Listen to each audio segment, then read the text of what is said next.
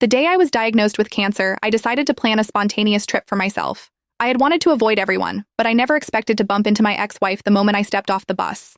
10 years had passed, and neither of us was the same as before. She had washed away the tattoo I'd drawn on her and was now dressed in designer clothes. I, on the other hand, had taken off my wedding ring and was now wearing a urinary catheter. We exchanged a few polite greetings, both of us tactfully avoiding any mention of the past. As we were about to part, Yvonne Grant suddenly spoke.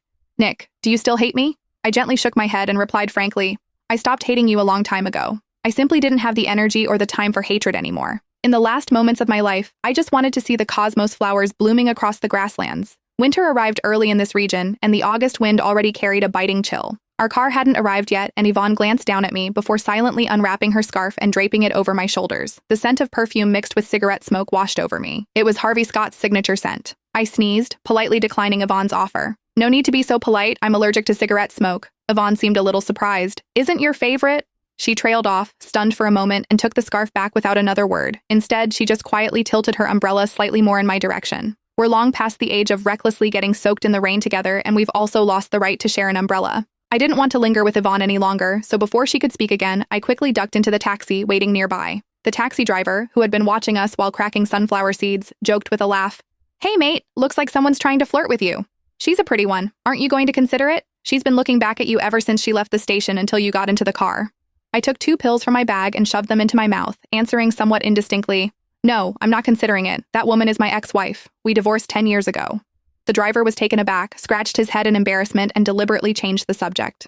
"Oh, I see. Hey buddy, you're here to see the cosmos flowers too, right? It's a shame you didn't come a bit earlier. They're almost all gone." I turned my head to look out the window. The dripping rain blurred Yvonne's retreating figure, and I couldn't see the road ahead clearly. I took a sip of water, suppressing the bitterness in my mouth, and said softly, "I had originally planned to come earlier.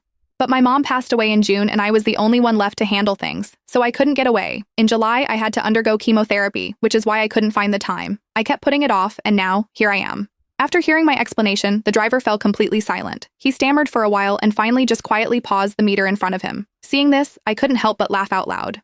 "No need to be so polite, bro. Life and death are a matter of fate. I've long accepted that. The road is still long anyway. Let's chat."